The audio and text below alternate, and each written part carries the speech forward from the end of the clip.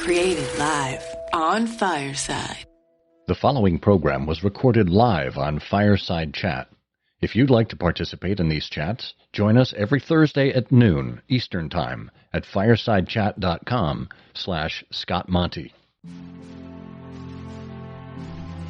Have you ever admired a leader and wondered just what it is that makes her who she is? How he came to embrace the things that advanced him? Welcome to Timeless Leadership, where we look at the principles that define success. This is a show for leaders at all stages of their careers who aspire to understand what it truly means to be a leader. And who is a leader? John Adams said, "If your actions inspire others to dream more, learn more, do more, and become more, you are a leader." Together, we'll explore key principles, not only in the sense of the fundamentals, but also in the ethical sense. The habits, character traits, and virtues that form the backbone of leadership. Principles that are just as relevant and essential in the 21st century as they were in the first century. This is Timeless Leadership. Hello and welcome to Timeless Leadership, where we explore principles and virtues that accompany successful and admirable leaders. I'm Scott Monty. If you haven't yet subscribed to the Timeless and Timely newsletter, which is kind of a companion piece to this, please do so at scottmonty.com. I write about all sorts of topics related to leadership and communication, and you can get that there on a regular weekly basis. And we also broadcast this show as a produced podcast. And if you haven't yet given us a rating or review on Apple Podcasts, I'd appreciate you doing so. Just search for Timeless Leadership and give us a rating. It helps other people find the show as well. This week, we're exploring humor. Now, when we're looking for leaders in our lives, people we want to look up to, we don't naturally say to ourselves, "Hey, find me a funny person." Well, maybe because we don't recognize the extreme power of humor in our lives. For years, Reader's Digest had a joke section called "Laughter is the Best Medicine." And while that title is kind of an aphorism, it does ring true. When we share something that makes us laugh, it lightens our mood. It lightens our heart. But there's more to humor than being, quote unquote, being funny. You know, sharing humor doesn't mean just cracking jokes. You know, many times it can mean simply finding the levity or absurdity in situations in which we find ourselves. We admire people who are able to take in information and be discerning. We talked about this last week in our discussion with Tom Morris on wisdom.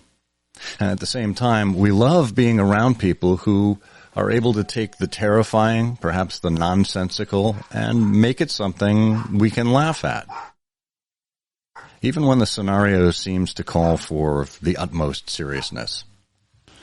Now, here's an interesting statistic. A study of the U.S. Supreme Court oral transcriptions from 2004 to 2005 tabulated every instance that the court reporter described a justice's remarks provoking laughter.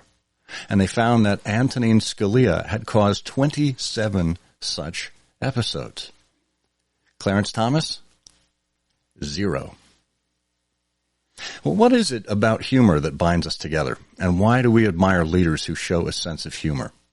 And more importantly, how can we bring more of it into the workplace? Well, that's where our guest comes in.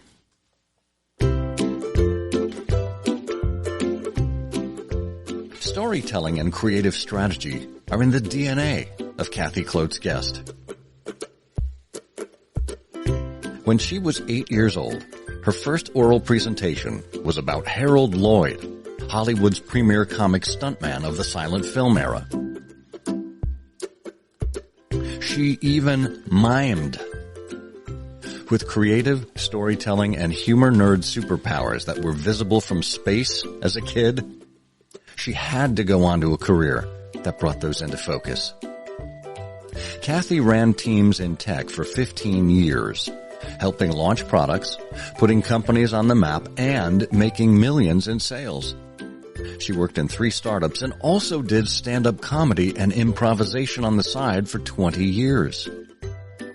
When she wasn't performing, Kathy brought some of those lessons back onto the business stage, and through her speaking and consulting business at keepingithuman.com, she advises people in a variety of industries on being happier, more creative humans. Kathy earned an MBA and MA at Stanford University and UC Berkeley. Kathy, welcome to Timeless Leadership. Thank you. Oh my gosh. Like I'm listening to your voice and I feel like you should go through your whole day, Scott, like using that voice.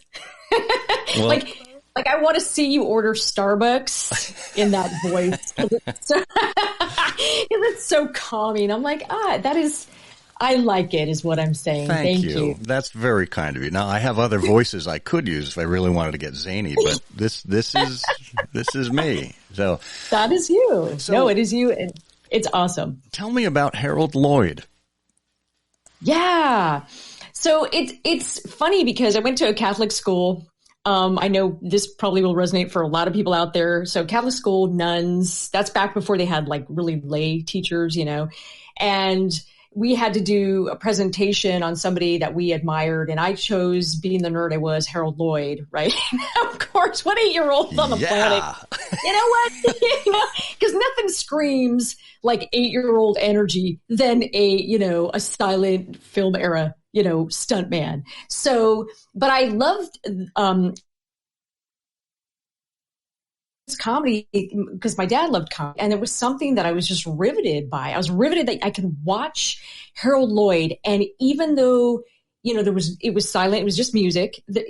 You knew exactly what he thought and what was coming, and you saw the humor because the physicality was so present and so wonderful. And to me, it was this energy that I was like, what is this? I don't know what it is. I don't have words for it. My 8-year-old brain can't really comprehend the words, but I understand this human language. I get this. And it was something like so magical to me. So here I am miming, and like all the kids are just like, what is she doing? But what I find, what exactly is going on? Is she hurt? But what's so fascinating to me is that even my 8-year-old brain, without having a language for it, Scott, I understood the power of it, because when I started asking, kind of signaling to them, they started shouting out naturally suggestions, and they felt part of the story. And there's something so primal and human about that it didn't really need words for people to understand the silliness of, acting out the box, being in a box, flowers, proposing, whatever the thing was, people understood. And I didn't even have a language for it, but I knew it was bigger than that. It was sort of my love language, I think. Well, that's fascinating, Kathy, because really what you've described there, and I like the fact that you started with mime, because that it transcends all languages. It transcends time. I mean, this is the way, likely, that when humans first kind of evolved, that we but communicated with each other. It's the basis of who we are. Yeah, it's really this primal storytelling. And I think the beauty to me about all comedy and all humor is if we really think about it, it is an elevated storytelling form. And it's a beautiful one. Yeah. Well, storytelling is essential to all kinds of leadership. But let me kind of cut to the chase here, because I know there are people that we've witnessed out there who don't seem to have a sense of humor. Is it possible to go through life not having a sense of humor? It's interesting. I meet people that are humor challenged, like don't understand irony or sarcasm. It's interesting. I think everybody is wired for it because we're wired for laughter. And yet I think there are people who never really develop it. They never invest in it. So, and then there are people who their sense of humor is very, what we call self-enhancing and very, it's sort of self-indulgent versus affiliative, what we call affiliative, which is connecting other people. Interesting. So we could name names, but we won't. Yeah. But you've seen a few leaders out there, quote unquote, and I use it in quotes, leaders that, the first thing they do is try to silence pundits and comedians who poke fun at them. And I think, show me a leader without a sense of humor and I'll show you a dictator. Wow. That's fascinating. So I think you draw a really interesting kind of bifurcation there, that the ego-driven humor versus the collective communal type humor, and I want to explore those with you. I think it's easy when you're in a meeting or in a social situation or a business situation to make an observation and do a quick witticism or crack a quip or something like that, and to do it where someone else is the butt of the joke, right? Someone perhaps misspeaks, maybe they have a typo on their presentation up on the screen, or does something, and when you call it out or make them the butt of the joke, that's very ego-driven, isn't it? I agree. I definitely agree. I think, great humor comes from this connectedness and something that is universal that we can all laugh at. And that's, if we're making somebody else the butt of a joke, we are missing the point of humor. I think we can make fun of universal situations. The only exception, of course, is punching up, which is what satire does. Satire is the comedy of outrage, and it holds people accountable for using power. But it's always an exercise in punching up the food chain, not down. And I think you're 100% right.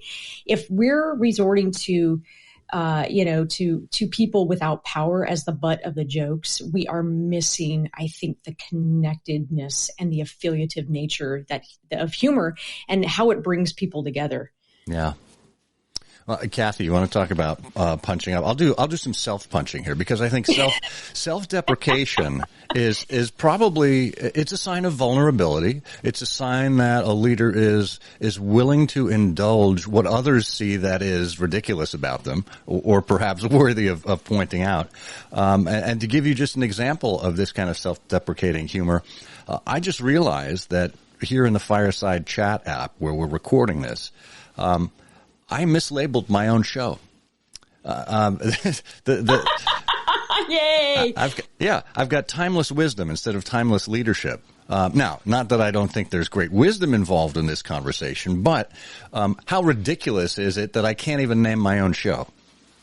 That's awesome. Yeah. So thank you. Thank you very much. Yeah, the audience reactions. Awesome. That's great. This is one of the things I love about Fireside Chat, is it actually allows you to get this reaction from your audience. And I love people laughing along with.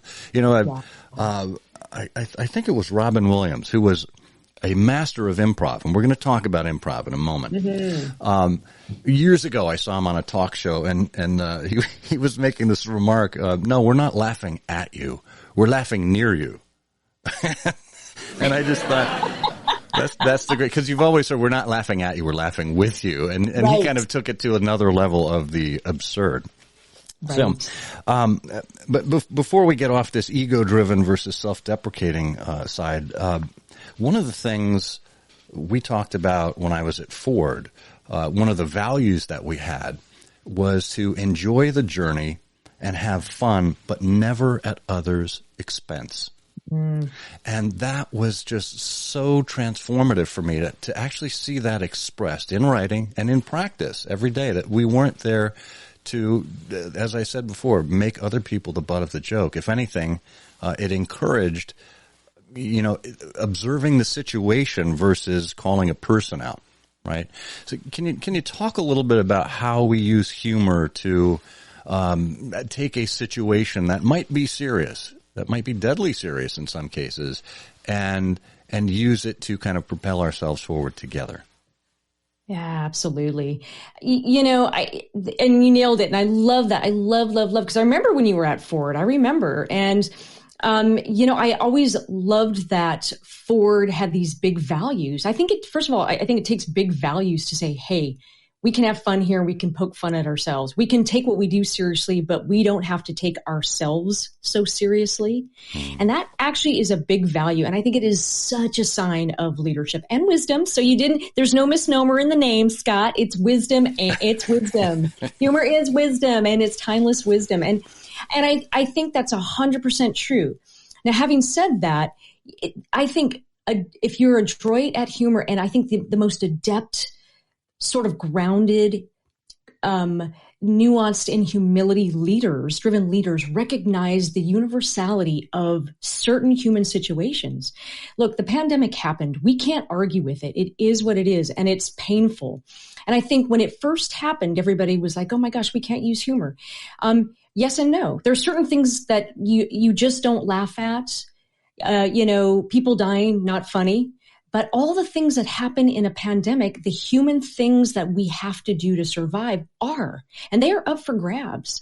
And for example, we're all working at home trying to make it work. Listen, I got, kids trying to do school here. My husband, there are traffic jams in the kitchen, every day, it is like bumper to bumper traffic. Get the hell out of my way. I need my coffee. There's craziness. There's, half of us aren't even, wearing real pants or jeans. We're wearing, God knows what we're wearing, right? Do I have my act together? No. You only see the top of the iceberg. The top of the iceberg looks put together. It is a hot mess from the waist down. You don't know. And I think there are certain things that are so universal that we're all having to manage, that if you lean into those things and laugh, everybody recognizes exactly what you mean because we're all feeling it. And that's the beauty of using humor in that way to call out the truth of how everybody feels. Yeah, that's great. It really is. It's about creating a sense of community, about a social construct. It's bringing us closer together.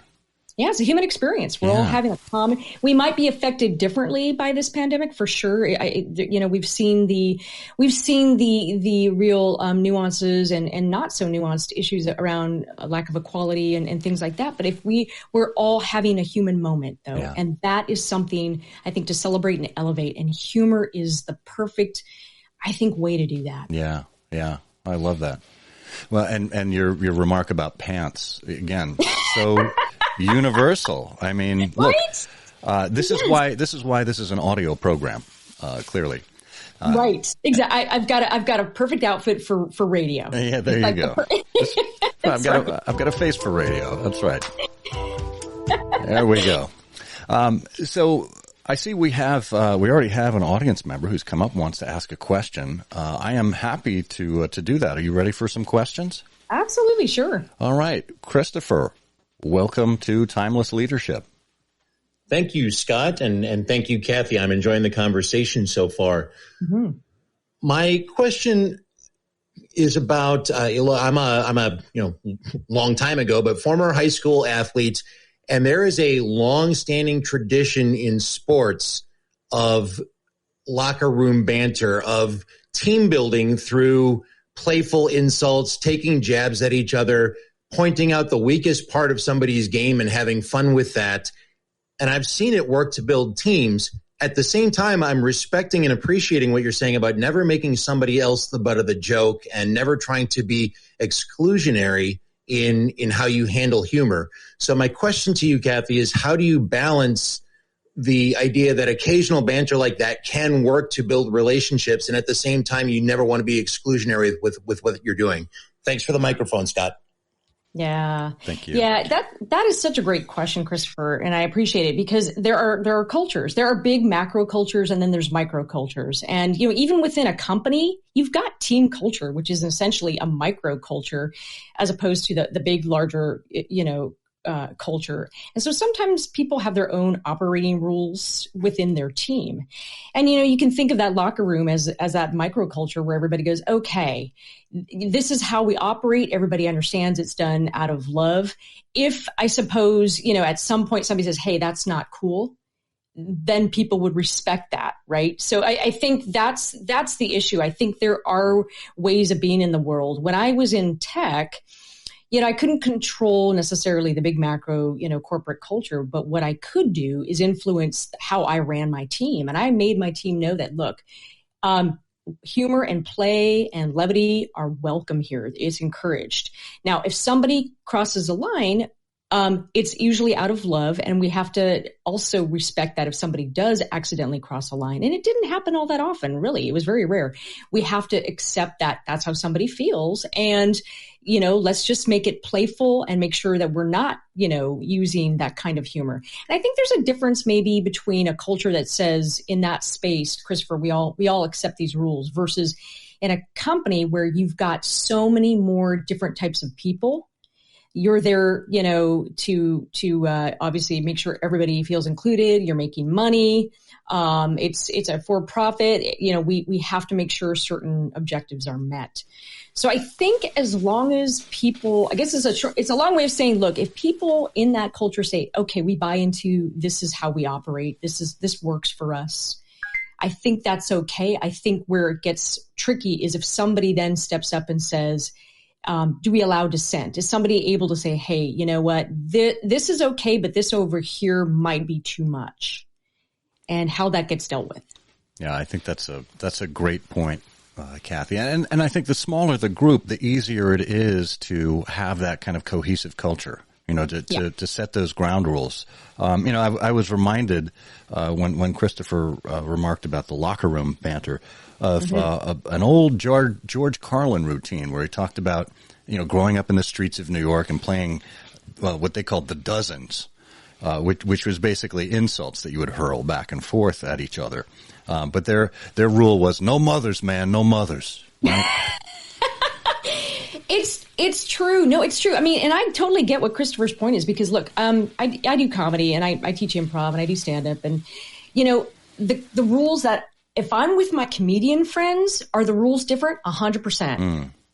And you have your group of friends that so knows you so intimately that can we joke about certain things with each other? Yes, but there's high trust. We're operating from a place of a very different place in the world and high trust. Yeah. And I admit that those rules are a little bit different than if I were coming into a group, a corporate setting or whatever. Yeah. So talk to me a little bit about first of all, how you got into stand-up comedy and improv, and secondarily, how the light bulb went off where you said, aha, there are lessons here I can take and apply them to the business world. Take us on that journey. Yeah. So right after college, I took an improv class in college, and I was like, this is interesting. It's crazy. It's chaotic. It's nerve-wracking. I like it. I think I'll do it again. It's like that roller coaster you're scared of, and then you're like, I'm going to go back in line. That was crazy. So after college, I dove right into stand-up, actually. I started in stand-up, but I still do stand-up. And I got myself this book, and I'm not paid. I take no money. The Comedy Bible by Judy Carter. And I literally just read that thing front to back, and I went, I think I can do this. And I just started doing open mic nights. And pretty soon, within about 4 or 5 years of doing that, I was doing showcases. I was doing a lot of, comedy clubs in LA. And about 5 years in, somebody said, you would be really good at improv because unlike most comics, you actually like people. And there's a joke. There's an inside joke in the comedy world. Like it's like this total, West Side Story battle, the Jets and the Sharks between like comedians and improvisers, because improvisers work well with others. Most comics are actually painfully introverted, believe it or not. Yeah. And so I like people, and I went to started doing improv, and went to Second City and learned sketch techniques, and fell in love with improv as an art form. And then I realized along the way, because I had to pay for this stuff, I was working during the day, but I was doing stand-up and improv like 6-7 nights a week.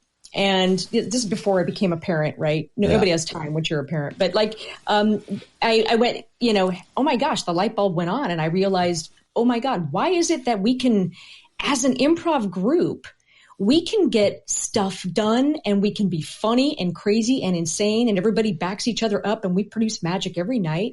And nobody says, no, that's a bad idea. Everybody just goes, hey man, dinosaurs of different species, dinosaurs marrying humans and having a ceremony on a cruise. Yeah, let's see that because I'd like to see that scene. I want to see that. And nobody is a skunk at the party that kills the scene. And I thought, why is it we can do this over and over, night after night, and make magic and make people happy, but we can't do this back in our teams? What is wrong? Why is that? So the light bulb started to go on about how do we get better outcomes? And I started realizing that a lot of the rules of improv to me are the secret sauce to how teams can run better. And I started bringing in a lot of different principles, and lo and behold, people like having their ideas heard and yes-anded versus being told yes, but, and being crapped on. Turns out humans like that. And it just sort of took some time, but things started sticking. And, over, a number of years, I was in tech 15 years and managing bigger teams. I think eventually the light bulb went on and I thought, well, if I'm going to do this the way that I'd really like to do it, I'm going to have to leave and take the business world and merge it with what I learned on the comedy stage. But yeah, it just really right away, Scott, I could see the big application areas for people. Well, what you've brought up there, Kathy, is really interesting to me because it actually loops in a couple of our previous episodes. We talked about the heliotropic effect and optimism a couple of episodes ago with Harry Cohen. To me, that is directly it directly correlates with the yes and notion. There's no negativity there. It's like, okay, that's really interesting. Now let's see how we can build on that, right? It's encouraging people. The other thing is this notion of trust, how you need to be vulnerable. You need to trust your fellow improv. What do you call it? Improv artists, improvers? Improvisers. Okay. You need to be willing to trust each other and to recognize that you each bring something to the table. And that gets back to leader humility, which is about recognizing the dignity in everyone. And humor kind of encapsulates those. Mm-hmm. Well said. I really love what you're saying here, because I think really humor is humility, and it's a willingness to admit we don't know everything. And we like our leaders to have healthy humility and to know that great ideas come from everywhere and that they don't know everything and that they can't build it alone. Nothing ever gets built to commercial viability. And I know, Scott, you know this because of your amazing work at Ford, but nothing gets to commercial viability by yourself. It takes a team, which means that team's ideas, those team members have amazing ideas, and, they may not all be viable, and yet we need to encourage that kind of thinking, because once in a while, that team's going to have an amazing idea that otherwise we would never have access to. But for the fact that we made it safe for people to laugh with each other and let their guard down and be vulnerable and go, I got a crazy ass idea. Let's build on this. And people went, yeah, that could work. and that's the kind of thinking that we all agree that we want. And we don't laugh where we're not safe. And the big thing about teams and yes and is that it's about safety. It's a safety protocol. And you think about teams where there's toxic culture. Nobody feels safe. Nobody laughs. You don't let your guard down and laugh with a team that doesn't have your back. You don't laugh with a leader who makes you feel unsafe. And so to me, laughter and humor and joy and great ideas go hand in hand with a great leader who makes it safe to show up. That is so profound, Kathy. You talked before about better outcomes, helping teams run better. We're talking now about the creation of trust, of making people feel safe and as if they've got room to fail. So many leaders, try to bring this across in their culture and are always grappling at ways to do it. And it seems to me that what we've got in humor, whether you're talking specifically about the topics of trust or safety or what have you, when you're expressing humor, you are you are silently expressing that those attributes exist. It seems like a shortcut to getting some of those results. Absolutely. It really is. I mean, the humor brain, it's interesting. More and more research on brain science is showing that when people are improvising and creative and laughing, more of the gray matter in their brain lights up. If you look at the work of Charles Limb, Dr. Charles Limb, he put, improvisers and jazz musicians through these MRI machines, and he looked at their brain, and it's really fascinating. And there's a physiological response to being creative and having that trust and feeling so safe that we can just riff and play, and there is no judgment of the ideas. Look, not all ideas are going to be great, but knowing that I can play in this space, and when we realize that it is a shorthand. I think humor creates the conditions for people to be their best. And when leaders create those safe spaces, that is the shorthand way to get to all the human capital that we say we so badly want. I mean, leaders are constantly saying, we want more. We want people to bring their whole selves to work. It's like, okay, well, prove it. Right. Prove it. Right. Prove it, as opposed to me in my younger tech days where it was like, Kathy brought her whole self to work. And they were like, yeah, Kathy, you can bring a little less of your whole self to work. It's bring like, half of yourself. A package deal. You get all of it. And so I think that is exactly right. It's that shorthand way of making it safe for people to show up with all that juicy goodness and their creativity that we keep saying as leaders we want. Mm. Well, we're talking with Kathy Klotz-Guest, who is an expert on improv and comedy in the workplace. You can find her at keepingithuman.com. If you have any questions or comments for Kathy, feel free to request the microphone on the stage. We'd be happy to have you up here to participate in the conversation. Kathy,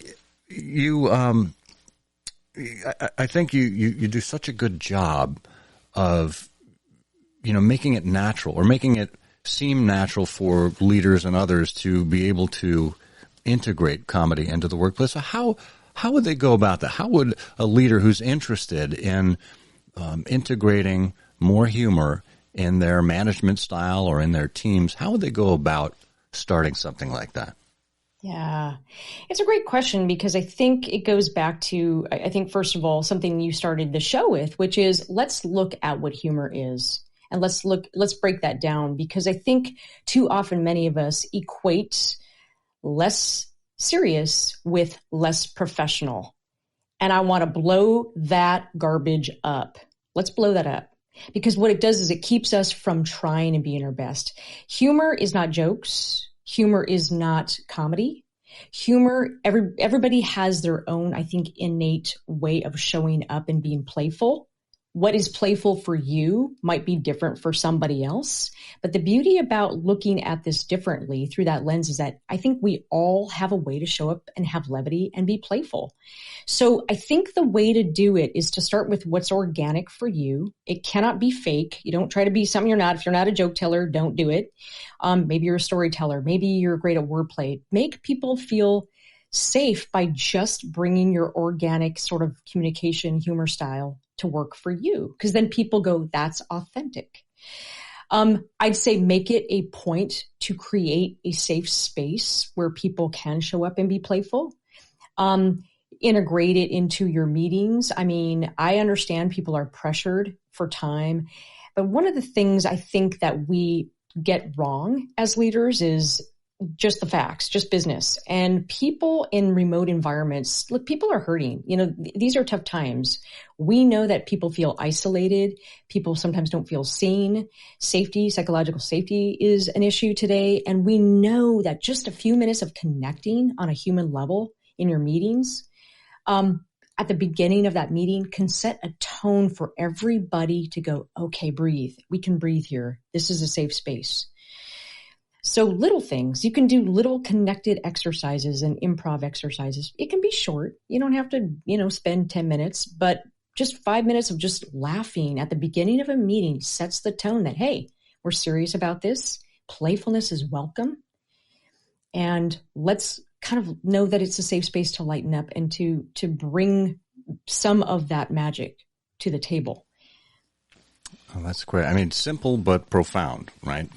Yeah. When you were saying wordplay as a style of humor, I love wordplay, and I get booed out of the room for puns far too often. Well, that's okay. It's a dad joke kind of thing, you know. Yeah. Dads and bad puns kind of go together, and I'm okay with that. But it got me to thinking about the root of the word humor, because even though it's not linked in the origins of our language to words like humility or human, there's a common thread kind of running through these. Now, human comes from the Latin word humus, Humus, which means earth or ground. And that's what we all have in common. We are all linked together. And, if you believe in the biblical story, Adam and Eve created, Adam created from the earth, right? So we are fundamentally connected to where we live. Humility, I think, comes from the Latin word humilis, which that's exactly what it meant. Humility, and humilitas. Sorry, it was humilitas, and the state of being humble. And we all, again, as humans, have that humility in common, that dignity that we talked about a few episodes ago. And then humor, coming from the word humere, which means moisture. I know moist isn't a word that a lot of people really adhere to. Right. It's a funny word. But back in the days before we really understood physiology the way we do, the bodily humors, the fluids that we had in our bodies were all thought to interact. And when you had a whimsical kind of humor, it was really those things that made you well, made your body better. And, this is the reason that they employed leeches and bled people and did things like that in the old days. But it was really linked to your physical self. And that leads me to believe that laughter is the best medicine. There is some kind of physical response that we get from it. And that is linked to all of us fundamentally. Mm-hmm. Yeah, for sure. For sure. Laughter is universal, and it is so linked to oxytocin and serotonin, and there's a physiological response. The thing about humor, and again, I have a bigger definition in the world because I believe, humor is accessible to all humans, and it is playfulness. And I think, my modalities tend to be improv and stand-up because that's just what I love. But, anything can be playful. But the way it changes our chemistry, one of the things that's really fascinating is when we look at like playfulness, for example, it lowers our resistance to learning. And in fact, studies show that you can learn more quickly when the way that you absorb content for anything is done with playful exercises. And it's because it lowers our resistance, it lowers our stress shield and allows messages to get through, which is why humor is such a great communication device if you're great at it, because it lowers that defense shield that we have all day long up because we're the onslaught of messages. I mean, we get something like, 10, 20,000 messages a day as a human. And sometimes in my LinkedIn spam alone, it feels like 100,000 a day. It's like, give me a break. I mean, it's ridiculous, but I think we have our shield up, but humor is what we call a pattern disruption device. And what it does is that after a while, our brains acclimate and they go, all right, we're listening to something and pretty soon we flatline. Our attention span flatlines. Then all of a sudden I might crack a joke or I might say something funny. And then there's a little EKG. Oh my gosh, the brains, I didn't see that coming. They're surprised. And all of a sudden we've reactivated the attention span. So there is something connected, human. We engage, we lean in a little bit more. It lowers our defenses. There is an absolute physiological response that we have with humor. And that means we lean in, we feel safer. There's an acknowledgement that, yeah, I know you're listening and you don't come here to be bored and I'm not going to spam you. I think that holds a space for our messages to get through. Yeah. Well, when you said playful exercises, it immediately brought to mind icebreakers, and typically the icebreakers we all have to endure in HR sessions. And invariably in one of those, you look around the room and there'll be people rolling their eyes at it, right? Which to me speaks of a certain kind of resistance. And I don't know if it's resistance because it feels like it's being forced, or if it's because people are naturally unwilling to be playful. How do you address a situation like that? Yeah, I always joke that HR puts the FU in fun. It's like, are you serious? I mean, look, we've all been there. I mean, I came out of tech, the corporate mandated, okay, now we're going to have fun by MBO, everybody, right? It's like, no. I mean, nothing says party like HR. Sorry, HR people, but they know this. And you know, there's some great ones out there. But you're right. I think it's because it's forced. And I think the thing about like an activity or an icebreaker is that it's got to be really organic. I think, you know, teams decide for themselves. Again, they have their microculture about the way that they operate. They have their own de facto operating system and how things get done. And, you know, holding, exercise at the end of the day when people are like, I just want to be off Zoom so I can be with my kids right now. You know, you have to understand what is organic for them. And so I think you're 100% right. So icebreakers shouldn't be forced or weird or seem out of the ordinary. It can be as simple as, all right, you know, let's go around the room. What is something that you laughed at today? What is something that you know, that happened today that's fun? What's different today? It can be as organic as that and simple. It can be as you know, if it's an icebreaker that you're just, you know yourself well and the team knows each other very well, you have more wiggle room. But if you're still a team that's still not, you know, doesn't know each other well, you can try these icebreakers, but don't make a big deal out of them. Mm-hmm. Make play optional. One of the other things I think that people resent is forced play. Play should be optional because one of the things that people have to remember, leaders have to remember, is that play can be scary to people. Play can trigger our fears. You know, who among us hasn't had that like terrible story going back to childhood where maybe they got picked last for a team, or like they got beaten up, or they were the smallest on their team, or maybe they were told that they were playing wrong, or play can create some actual fear. So one of the things that, yes, even in adults, right? So one of the things that a leader recognizes is, hey man, I'm not going to tell you how to play. We're just going to have some fun here. Everybody can jump in. If this isn't for you, you can opt out.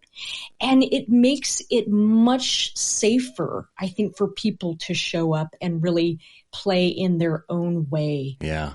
Yeah, you know, Kathy, I've spoken to groups of thousands of people on the stage, and yet I was no more terrified than when I was in one of these HR meetings and I had to identify what my color crayon would be. Right. It's like, really? There's got to be better ways to do an icebreaker.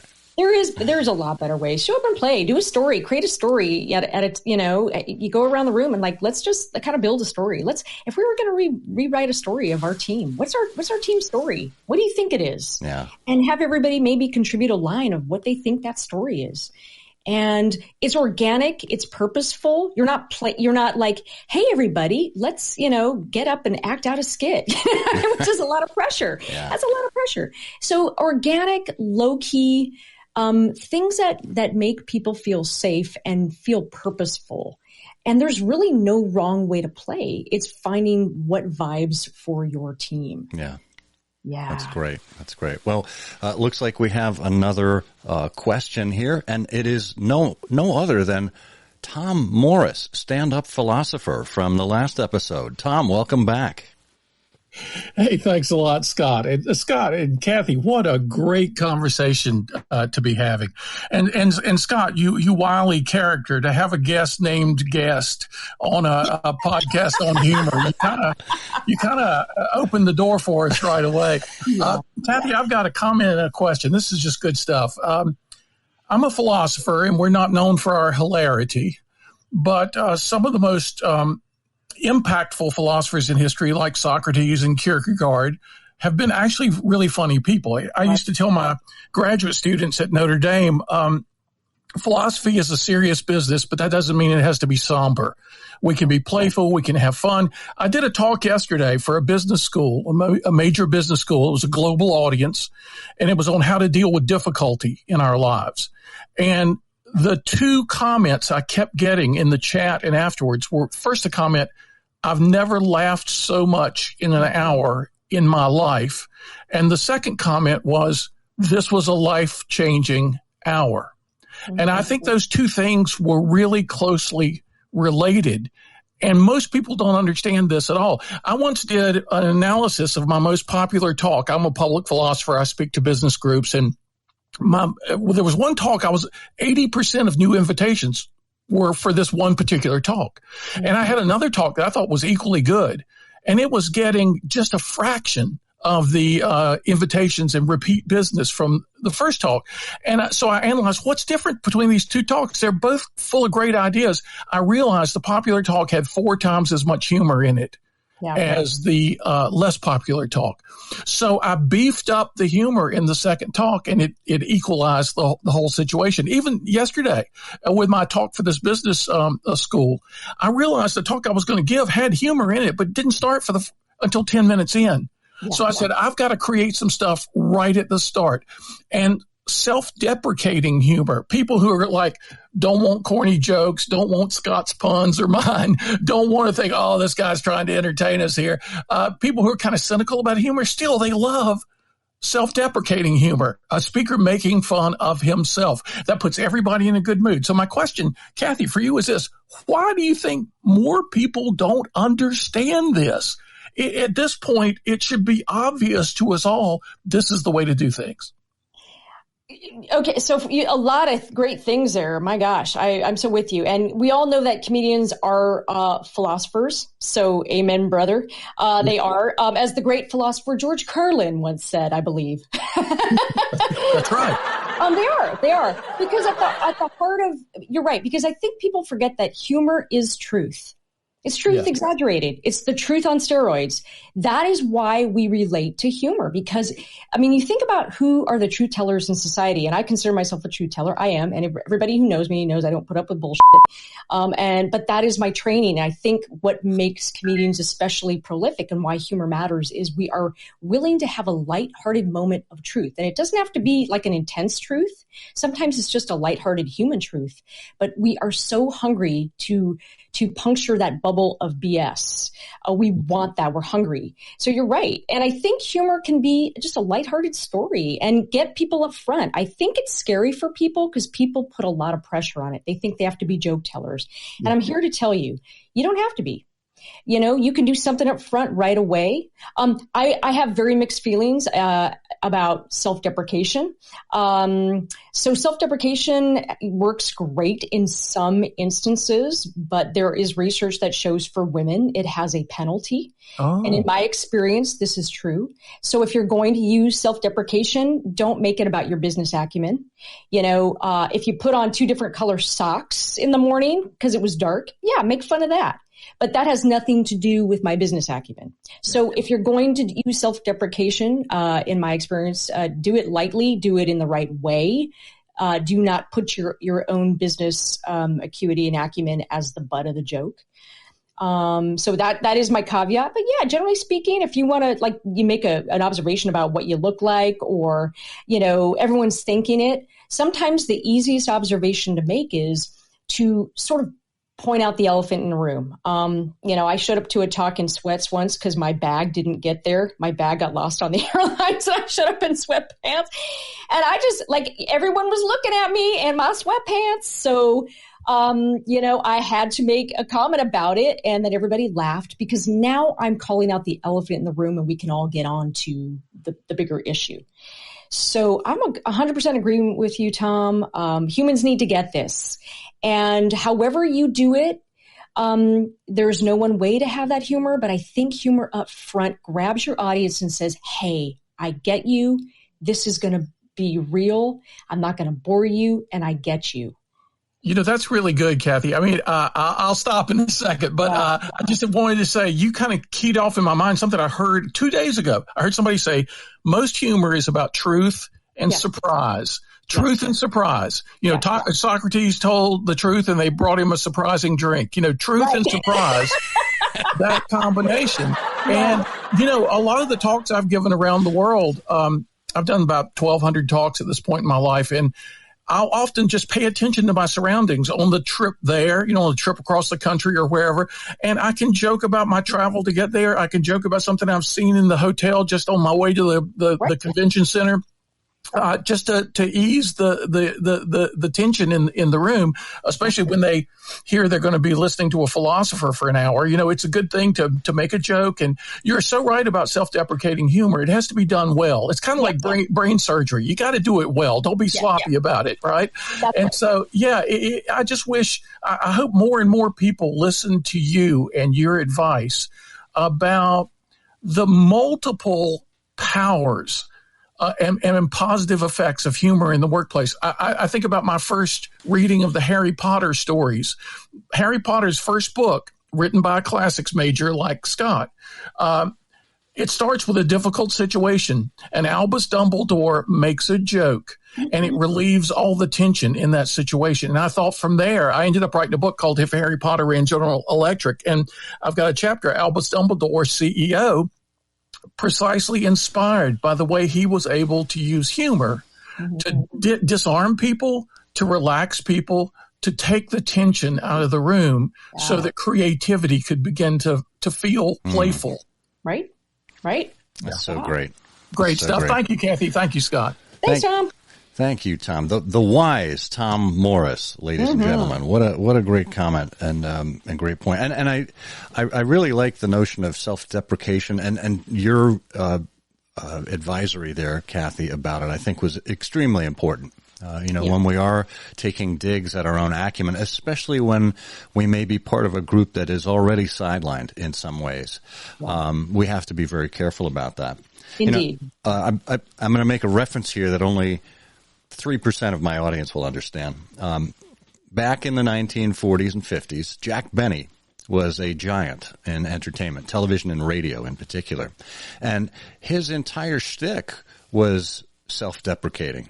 He was supposedly a cheapskate. He was supposedly someone who didn't know much about anything, right? And look, his name was on the program, so he didn't need to lord over everyone with his humor. He was comfortable being the butt of the joke. And that was the whole thing. Everyone was in on it. And the biggest laugh that he said he ever got on the radio is they were interviewing this opera star, and she was going on for about 5 minutes talking about her craft. And suddenly there was an opening in the conversation, and Jack said, "Well, I think," and Mary said, "Oh, shut up." And that was it. And he was happy to serve in that way to further the storyline.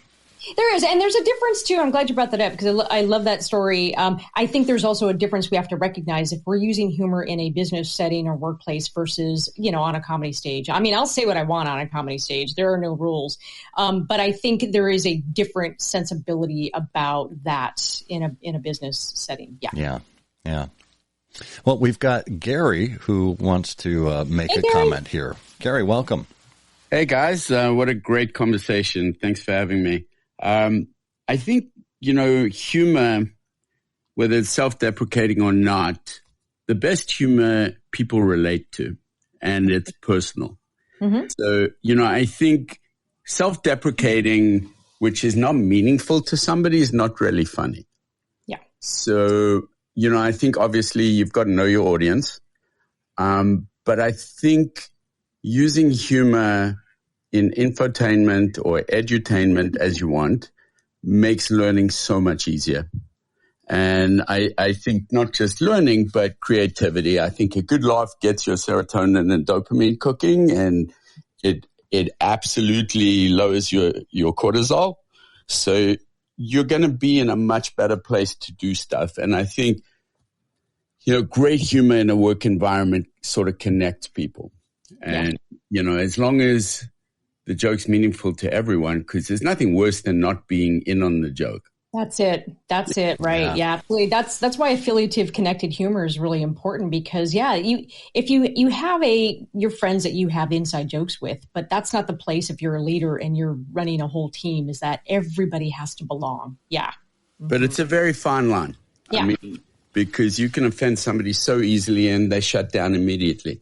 So it's a really bad thing if and it's such a fine line because in a way, humor is truth unfiltered. It is, but I think too, you're, as we said before, it absolutely is. It's also, I think, recognizing a bigger definition of humor. And that's why I sort of define it differently. I mean, look, I do stand up, I do improv. I know not everybody's wired like me. Mm-hmm. And yet some of the greatest, sort of leaders I know have a sense of humor that is playful and it's more expansive. And so it's not just telling jokes. And I like that. Situational, right? Yeah. Right. And I love that definition because I think it expands the opportunities. There's more, if all we ever did was use humor as synonymous with jokes, people go, it's not for me. I'm too afraid. And I want people to not be afraid. I think humor is more expansive than that. And I think when you start to think of humor as being bigger that way, there's more opportunities to have great humor, I think. I kind of like not just using the word humor, but humorous. Yes. Because I think, in a work environment, situations happen that are humorous as opposed to, let me pull out a joke and try and create some humor and levity in the situation. I agree. Yeah. That's okay. Great. I just wanted to add because I thought it was a great conversation and I had a little to Gary. add. There you go. Thank you, Keep Gary. going. I'm enjoying this. All right. Thank you. Cheers. Now, one thing Gary brought up there was, again, back to what we talked about earlier in the show about making a joke at someone else's expense. Yeah. And if they are not in on that, right, if they're not part of the inside circle, if they're not ready for it, if this isn't part of the already expressed culture of how you conduct yourselves, then what happens right then is you've basically broken their trust. Yes. Right. And you said earlier that that humor is really, really linked to trust and that safe area that we're giving people. Right. If someone happens to create a faux pas like that, unintentionally, let's say, let's say there was no ill intent. They just let it slip and someone was affected by how they said something.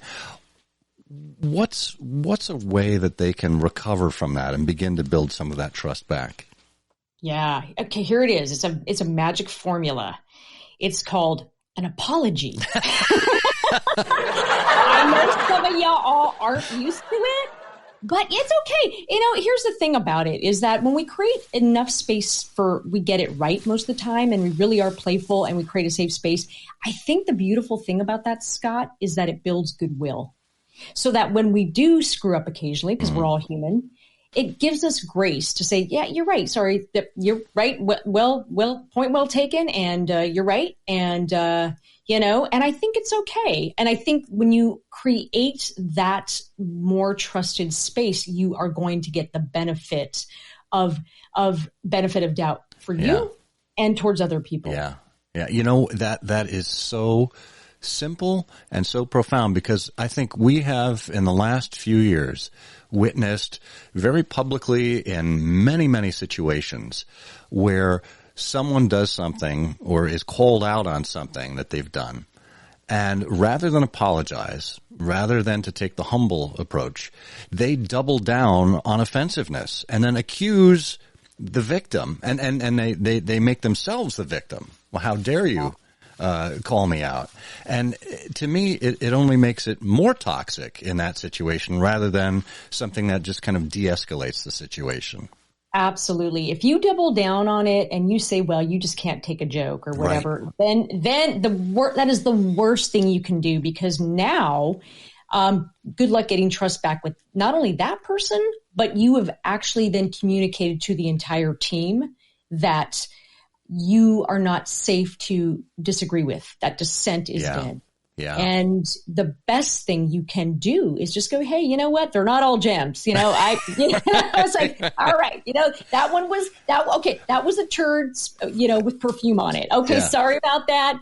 And just laugh at it and go, I'm human. I'm working out. This is my material. I come to these meetings. I treat these meetings like an open mic. Sorry, my bad. And you can have some fun and just kind of poke fun at just the fact that, we're all human and drop one once in a while and everybody will laugh and agree because who hasn't done that? Yeah. Because the worst thing you can do is cling to a notion of doubling down on it, Right. especially in a team trust situation. Yeah. Yeah. And if you have to tell someone it's a joke, it probably isn't. That's right. That's right. If I have to explain the joke, it's dead. If I have to double down on the joke, it's dead. Yeah. If I get defensive, it's dead. None of those are good things. And I think if you really want to engender trust and respect, when you do get it wrong, just owning it. And people are like, cool, I trust that person now. Yeah. Yeah. Yeah, it'll lead into another topic that we'll discuss on this show in the future, and that is vulnerability. You know, why it's okay to let your guard down. And vulnerability is actually not a weakness; it's a strength. Right. And making bad jokes and admitting to them that's my superpower, Kathy. That's right. Well, you know what? People love people that are imperfect and willing to own it. We love it. We love it. I mean, you know, you've probably seen those studies where all in all, a speaker that maybe makes a few mistakes, but is generally very likable, gets high ratings because there's something human about that. Right. We know it's safe. We know it's safe to stumble, and somebody will have our backs. And what says that than a leader, more than a leader that's willing to admit a mistake? Yeah. Right? Yeah. Yeah. That's great. And because we know they'll allow mistakes in us as well. Absolutely. It's 100%. You have just proven that it is a safe space to recover, to be playful. If you make a mistake, you own it, you apologize, you don't blame, you own it. And that is the best kind of environment. Fantastic. Well, Kathy Klotz-Guest, keynote speaker, author, storytelling and creative strategist, improv comedian. Is there anything you don't do? Oh, yeah, lots of things. I haven't cooked in a while. Okay. All right. Yes. No, I have a husband who loves to cook, and Excellent. I'm lucky.